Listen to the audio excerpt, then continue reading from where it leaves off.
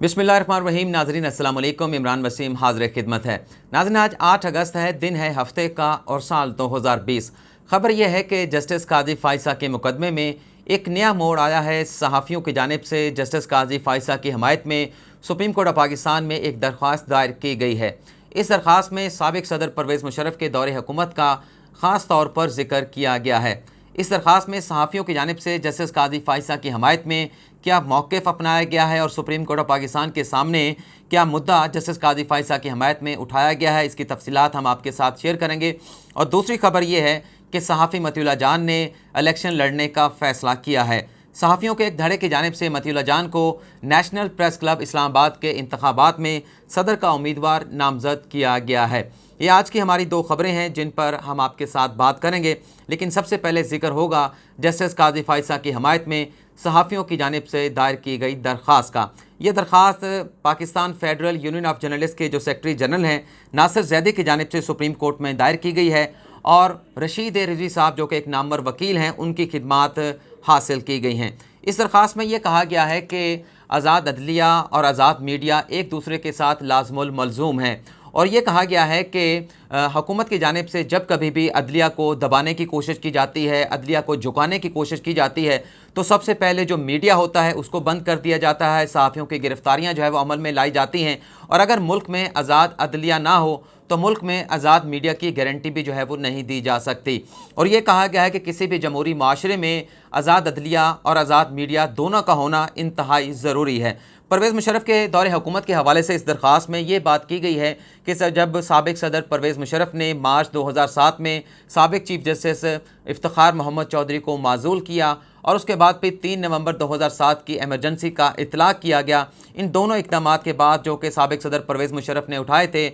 तो मीडिया ने, federal union of journalist ने बड़ा फ़ाल किरदार अदा किया था। ये कहा गया था कि जब 2007 की एमरजेंसी के बाद जजेस को उनके घरों पर मैसूर कर दिया गया, नज़रबंद कर दिया गया, तो सबसे पहले जो करारदाद मंजूर की गई थी साबिक़ सदर परवेज़ मुशर्रफ के इन इक़दामात के ख़िलाफ़, ये करारदाद Pakistan federal union of journalist के प्लेटफॉर्म से मंजूर की गई थी। और ये भी कहा गया कि परवेज़ मुशर्रफ के ख़िलाफ़ जो फ़ाल किरदार सहाफ़ियों की जानिब से 2007 में अदा किया गया था उस पर कराची में सिर्फ 150 सहाफ़ियों को गिरफ़्तार किया गया था और मुल्क भर में तकरीबन सैकड़ों सहाफ़ियों की गिरफ़्तारियाँ जो है वो अमल में लाई गई थी। और ये कहा गया कि जब मीडिया का ब्लैकआउट किया गया परवेज़ मुशर्रफ की जानिब से उनके दौरे हुकूमत में, तो फिर इसी तंजीम के प्लेटफार्म से रोड्स के ऊपर जो है वो रोड शो के इनकाद भी किए गए थे। जस्टिस काजी फाइज़ा की हमायत में इस दरख्वास्त में यह कहा गया है कि जो सुप्रीम कोर्ट ने 19 जून 2020 को जो फ़ैसला सुनाया था, एक मुख्तसर फ़ैसला था जिसमें सदारती रेफरेंस को कलअदम करार दे दिया गया था, उसके पैराग्राफ नंबर 3 से लेकर 11 तक हमारा एतराज़ है और हम उससे मुतासरा फ़रीक भी हैं। ये कहा गया है कि मीडिया जो है वो जो रियासत पाकिस्तान है इसका चौथा सतून है और पहली दरख्वास्त मीडिया की जानिब से जस्टिस काजी फाइज़ा के मुकदमे में ये दायर की गई है। और ये कहा गया है कि जो एसेट रिकवरी यूनिट था उसकी जानिब से जितने भी डॉक्यूमेंट्स, दस्तावेज़ात जस्टिस काजी फाइज़ा के हवाले से, उनके लंदन प्रॉपर्टीज़ के हवाले से इकट्ठे किए गए थे वो गैर कानूनी थे, क्योंकि सहाफ़ी ये कहते हैं, PFU जो ये कहती है कि जो एसेट रिकवरी यूनिट था उसकी तश्कील ही गैर कानूनी थी, तो लिहाजा उसकी जानिब से एसेट रिकवरी यूनिट की जानिब से इस किस्म का मवाद जो है वो जस्टिस काजी फाइज़ा के ख़िलाफ़ इकट्ठा नहीं किया जा सकता था। और ये भी कहा गया है कि जब ये रेफरेंस वजारत कानून की जानिब से बनाने के बाद सदर मुमलिकत को भिजवाया गया था तो सदर मुमलिकत ने यह हल्फ उठा रखा है कि वो आज़ाद अदलिया का तहफ़्फ़ुज़ करेंगे, तो उन्होंने अपने हल्फ की पासदारी नहीं की, बल्कि जो रेफरेंस वजारत कानून की जानिब से भिजवाया गया उस पर सदर मुमलिकत ने अपना माइंड अप्लाई करने की बजाय एक महज डाकखाने का किरदार अदा करते हुए उस रेफरेंस पर दस्तखत किए और उसे सुप्रीम जुडिशल काउंसिल में भिजवा दिया गया। और ये कहा गया है कि जो लंदन प्रॉपर्टीज़ की मज़ीद तहकीकात के लिए इंक्वायरी का मामला जो FBI को भेजा गया है, ये फ़ैसला आने के बाद हुकूमत जो है वो FBI पर असरअंदाज होने की कोशिश कर रही है। हुकूमत की जानिब से चेयरमैन FBI को तब्दील कर दिया गया है और भी बड़े पैमाने पर FBI में उखाड़ बिछाड़ की जा रही है और इसका मकसद ये है कि हुकूमत नहीं चाहती कि किसी किस्म का रिलीफ जो है वो अहलिया जस्टिस काजी फाइज़ ईसा या उनके बच्चों को लंदन प्रॉपर्टीज़ के मामलात के हवाले से मिल सके। और ये कहा गया है कि जब सुप्रीम जुडिशल काउंसिल की तश्कील ख़त्म हो गई, सदारती रेफरेंस जो हुकूमत की जानिब से दायर किया गया था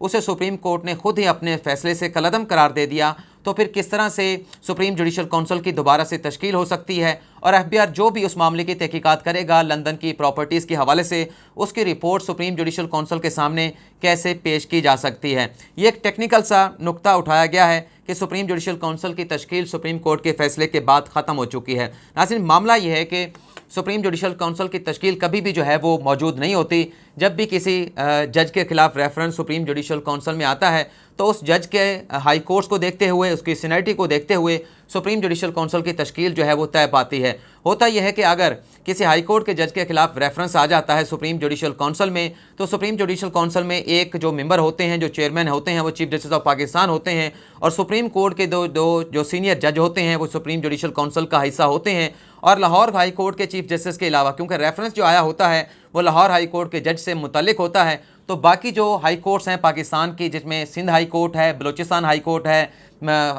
پشاور ہائی کورٹ ہے، اسلام آباد ہائی کورٹس ہے، تو ان چاروں ہائی کورٹس کا جو سینئر چیف جسٹس ہوگا، ان میں سے دو جو چیف جسٹس ہوں گے سینئر، انہیں سپریم جوڈیشل کونسل کا حصہ بنایا جائے گا۔ تو درخواست میں یہ کہا گیا کہ جب صدارتی ریفرنس کا عدم قرار دے دیا گیا تو جو سپریم جوڈیشل کونسل جسٹس قاضی فائزہ کے خلاف صدارتی ریفرنس پر سماعت کر رہی تھی، اس جوڈیشل کونسل کی تشکیل ختم ہو گئی، تو پھر کس طرح سے ایف بی آر اس سارے معاملے کی تحقیقات کر کے اپنی رپورٹ جو ہے وہ سپریم جوڈیشل کونسل کو بھجوائے گا؟ جب سپریم جوڈیشل کونسل کی باڈی جو ہے وہ غیر تشکیل شدہ ہے تو کس طرح سے اس رپورٹ کا وہاں پر جائزہ لیا جائے گا؟ اور درخواست میں یہ بھی کہا گیا ہے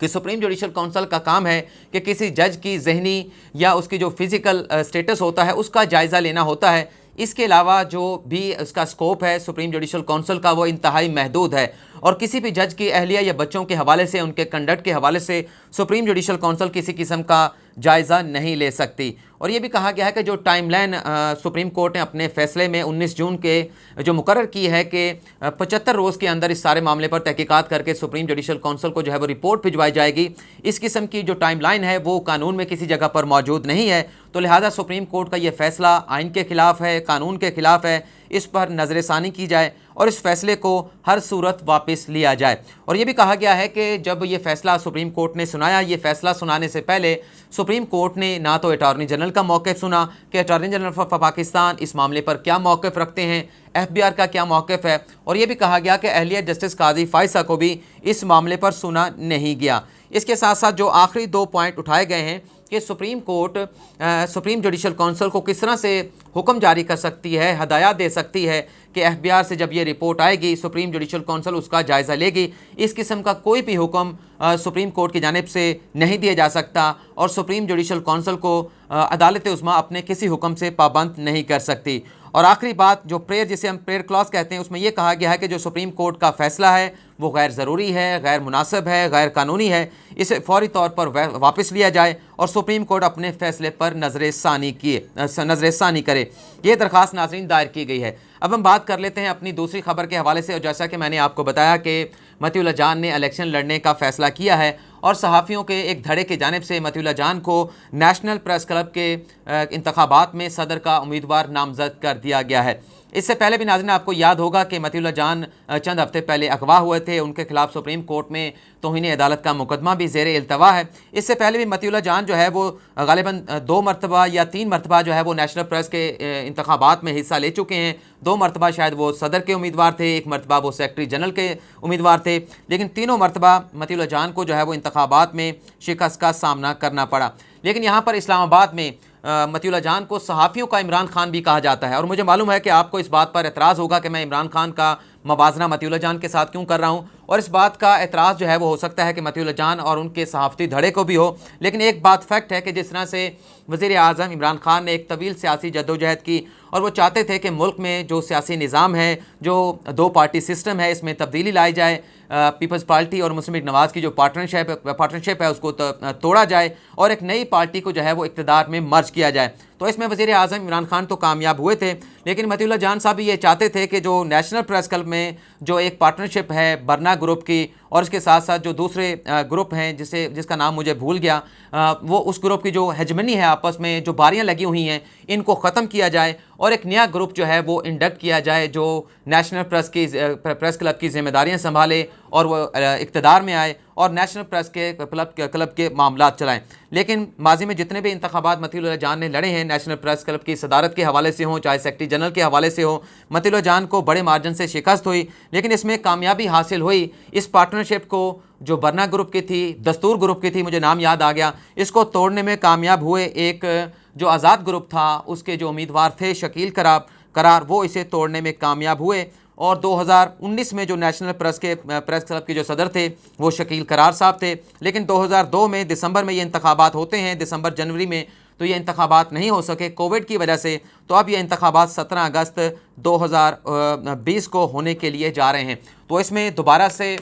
مطیع اللہ جان کو جو ہے وہ نیشنل پریس کلب کے انتخابات میں صدر کا امیدوار جو ہے وہ نامزد کیا گیا ہے، لیکن اس مرتبہ ایکسپیکٹ یہ کیا جا رہا ہے کہ جو جرنلسٹ پینل ہے وہ بھی الیکشن میں حصہ لے گا، اس کا امیدوار بھی سامنے آئے گا، اور جو آزاد گروپ سے جیتے تھے شکیل قرار صاحب، وہ اپنا جو ہے وہ گروپ سامنے لے کر آئیں گے، اپنا پینل سامنے لے کے آئیں گے، اور مطیع اللہ جان کا جو جاگو گروپ ہے، جاگو گروپ کے نام سے مشہور ہے مطیع اللہ جان کا جو دھڑا ہے، وہ بھی انتخابات میں حصہ لیں گے۔ تو اس کا نقصان ہو سکتا ہے کہ شاید شکیل قرار صاحب کو ہو، کیونکہ ووٹ اگر ٹوٹیں گے تو وہ شکیل قرار صاحب کے ٹوٹیں گے۔ اور یہاں پر صورتحال یہ بھی ہے، آپ کو یہ بھی بتا دیتے ہیں کہ جو برنا یا دستور گروپ ہے، اس کے ساتھ جتنے بھی صحافی وہاں پر ٹھہرے ہیں، الزام یہ لگایا جاتا ہے کہ جرنلسٹ پینل جو کافی عرصے سے نیشنل پریس کلب کی ذمہ داریاں سر انجام دے رہا ہے، انتخاب جیتتا چلا آ رہا ہے، تو اس پر اس کے کنڈکٹ پر، اس کے مالی معاملات کے حوالے سے کافی زیادہ اعتراضات اٹھائے جاتے ہیں۔ اسی طرح سے اس سے پہلے دستور گروپ جو تھا، جس میں نواز رضا صاحب تھے، وہ نیشنل پریس کلب کے صدر ہوتے تھے، ان پر بھی اسی قسم کے الزامات لگائے جاتے تھے۔ تو مطیع اللہ جان بھی یہ چاہتے تھے جس قسم کے مالی کرپشن کے، مالی بے ضابطیوں کے، خرد برد کے الزامات جو ہیں ان دونوں گروپس پر، دستور یا برنا گروپ پر لگائے جاتے ہیں، تو ایک ایسا گروپ سامنے آئے جو صاف شفاف انداز میں نیشنل پریس کلب کے معاملات چلائیں۔ تو مطیع اللہ جان صاحب کی سوچ یہ تھی، اس لیے میں نے موازنہ کیا، عمران خان صاحب کی سوچ بھی یہی تھی کہ کرپشن نہیں ہونی چاہیے، ملک میں تمام جو معاملات ہیں، جو امور ہیں، وہ انتہائی شفاف انداز میں میرٹ کے اوپر چلنے چاہیے۔ تو مطیع اللہ جان بھی اسی سوچ کے ساتھ آئے تھے اپنے جاگو پینل کے ساتھ، لیکن تاحال میرے خیال سے 2012-13 سے وہ انتخابات میں حصہ لے رہے ہیں، لیکن انہیں کامیابی حاصل نہیں ہو پا رہی۔ لیکن شکیل قرار صاحب جو ہے وہ پچھلے 3 سے 4 سال سے مرج ہوئے تھے، اور 2 سال کی جدوجہد کے بعد انہوں نے 2019 میں وہ نیشنل پریس کلب کے صدر بننے میں کامیاب ہوئے تھے۔ تو ایک بڑا تگڑا قسم کا مقابلہ ہوگا نیشنل پریس کلب کے صدر کے حوالے سے، سیکرٹری جنرل کے حوالے سے۔ دیکھتے ہیں کہ یہ جو نامینیشنز ہو رہی ہیں مطیع اللہ جان کی یا شکیل قرار کی، اب جرنلسٹ پینل سے کون سامنے آتا ہے وہ بھی پتہ چل جائے گا، تو کون جو ہے وہ آئندہ انتخابات میں نیشنل پریس کلب میں کامیاب ہو کر صدر بن کے سامنے آتا ہے۔ یہ آج کی ہماری خبریں ہیں۔ اگلی ویڈیو میں کسی نئی خبر کے ساتھ ہم آپ کے ساتھ خدمت میں